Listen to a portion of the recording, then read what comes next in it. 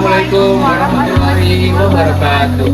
Shalom, Om Swastiastu, Namo Buddhaya, salam kebajikan, dan salam bela negara.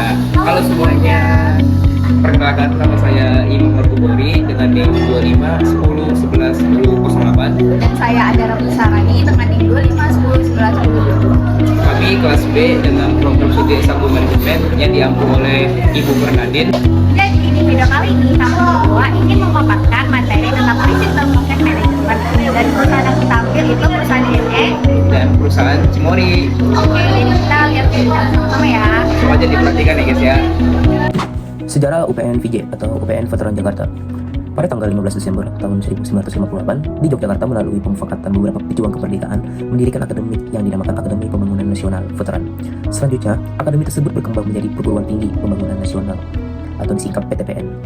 Pada tanggal 21 Februari tahun 1967, cikal bakal UPN Veteran Jakarta ketika akademi yang didirikan sebelumnya pada 7 Januari 1963 digabung menjadi satu dengan nama PTPN Veteran Cabang Jakarta.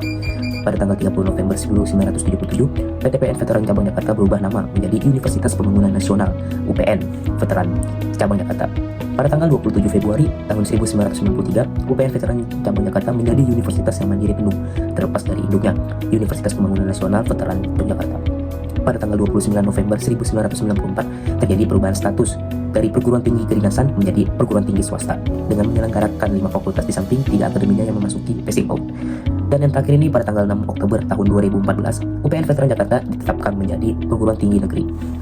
Oke, lalu selanjutnya di sini saya akan menjelaskan fakultas saya sendiri, yaitu Fakultas Ekonomi dan Bisnis. Fakultas Ekonomi dan Bisnis termasuk salah satu fakultas perintis di UPN Veteran Jakarta.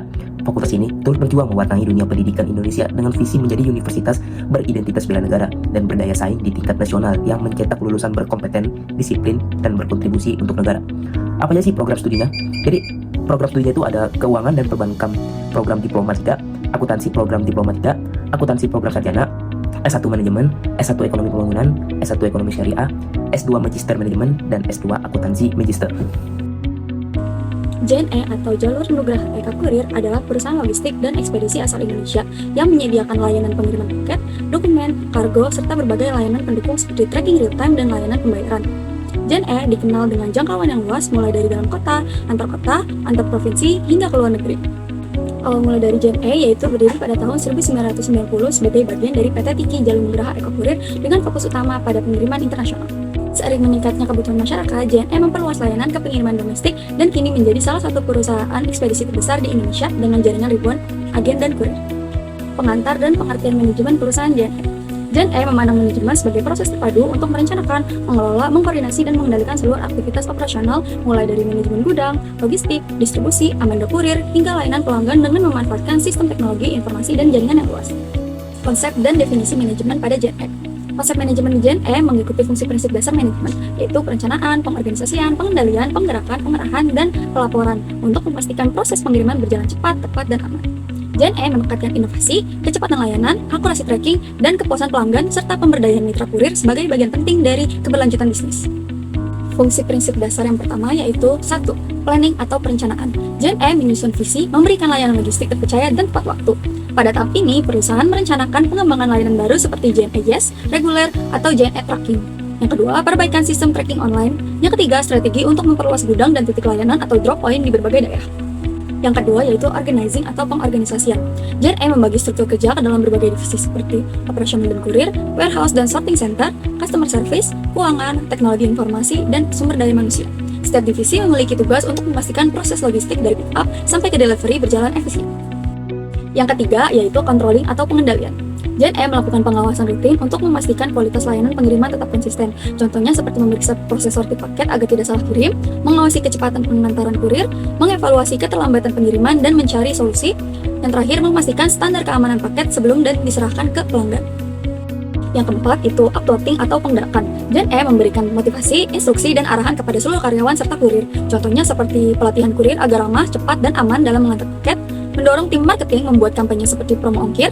Yang terakhir, pembinaan mitra JNE untuk meningkatkan kualitas pelayanan. Yang kelima, ada directing atau pengarahan. JNE mengarahkan tim operasional dan IT untuk menciptakan inovasi layanan logistik seperti pembuatan fitur tracking real time, pengembangan sistem otomatisasi di warehouse, serta penguatan layanan JNE Loyalty Card atau JLC untuk pelanggan. Dan yang keenam ada reporting atau pelaporan. Gen E membuat laporan berkala seperti laporan performa pengiriman atau on-time delivery rate, laporan keuangan tahunan, laporan operasional harian dan bulanan, laporan keberlanjutan yang mencakup dampak sosial keamanan pekerjaan kurir dan tata kelola perusahaan. Apa sih perusahaan Cimory itu? Jadi Cimory adalah perusahaan yang memproduksi minuman, probiotik, yogurt, hingga produk makanan ringan lainnya. Intinya mereka itu mengelola susu segar dari peternak lokal, terutama dari wilayah Puncak atau Bogor. Semua proses produksinya juga sudah pakai teknologi modern, jadi produk yang kita minum itu aman, bersih, dan rasanya stabil. Cimory juga berkomitmen buat menghadirkan makanan atau minuman yang bukan cuma enak doang, tapi juga sehat. Makanya banyak produknya yang jadi pilihan utama untuk gaya hidup sehat bagi masyarakat-masyarakat. Nah, pada awalnya Cimory berdiri pada tahun 2006. Waktu itu mereka cuma produsen susu dan yogurt skala kecil. Mereka memanfaatkan peternak sapi perah yang ada di daerah Puncak, dan fokus awal mereka adalah menjaga kualitas susu dari peternak lokal. Makanya PT Cimory itu mencari tempat yang datarannya tinggi seperti di Puncak ataupun Bogor, karena itu daerahnya itu strategis, dekat juga sama para peternak sapi itu. Nah, perkembangan dari tahun-tahun, seiring banyaknya masyarakat yang mulai peduli sama minuman sehat dan makanan bergizi, Cimory mulai memperluas lini produknya. Produk mereka nggak cuma susu dan yogurt standar, tapi berkembang ke Cimory yogurt drink, minuman yogurt probiotik yang jadi favorit anak muda. Ada juga Cimory fresh milk, susu segar berbagai varian, Cimory squeeze, yogurt dalam bentuk pounds, lebih praktis dibawa kemana-mana. Dan produk makan lainnya seperti snack bar, dessert, dan lain-lainnya. Selain produk, Cimory juga memperluas jalur distribusi. Kalau dulu cuma di daerah tertentu, sekarang produknya ada di mana-mana, seperti ada di supermarket besar, minimarket juga ada, agen rumahan, toko-toko kecil, bahkan sudah diekspor ke beberapa negara.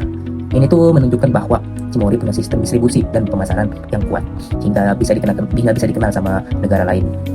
Baik, lalu pengantar atau pengertian manajemen perusahaan Cimory. Jadi sederhananya itu, Cimory itu melihat manajemen sebagai proses yang saling terhubung untuk mengatur seluruh kegiatan perusahaan, mulai dari pengolahan susu segar, produksi makanan dan minuman berbasis susu, sampai bagaimana produk itu bisa sampai ke pasar, apalagi sampai ke luar negeri. Cimory nggak cuma fokus bikin produk aja, tapi juga punya sistem pengawasan kualitas, riset produk, logistik, dan pemasaran yang semuanya sudah memanfaatkan teknologi modern. Tujuannya itu jelas, supaya produk yang diterima konsumen tetap terjaga kualitasnya dan aman untuk dikonsumsi. Dan juga rasanya itu konsisten, nggak berubah-ubah rasanya itu. Nah, untuk konsep manajemennya sendiri, Cimory menjalankan prinsip-prinsip dasar manajemen seperti perencanaan, yaitu menentukan arah perusahaan, pengorganisasian, membagi tugas biar tertata, pengendalian atau penggerakan, memastikan semuanya berjalan sesuai rencana, dan yang terakhir itu pengarahan atau pelaporan, supaya tujuan perusahaan bisa tercapai dengan efektif dan efisien. Yang menariknya dari Cimory adalah mereka sangat menekankan inovasi produk dan kualitas tinggi. Selain itu, mereka juga punya dampak sosial, misalnya dengan memberdayakan peternak sapi lokal. Jadi bukan cuma bisnis, tapi juga membantu masyarakat di sekitarnya. Cimory terus berusaha memperbesar produksi, memperluas pasar, dan menjaga kepercayaan konsumen dengan cara mempertahankan kualitas itu tadi dan keamanan pangan.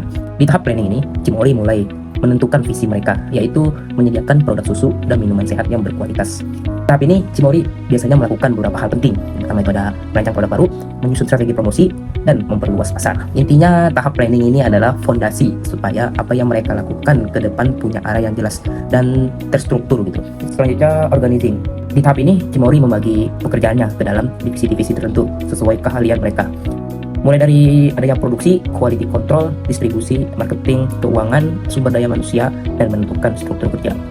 Singkatnya, organizing ini memastikan semua orang mempunyai tugas jelas, bekerja secara efisien, dan saling mendukung untuk mencapai tujuan perusahaan tersebut.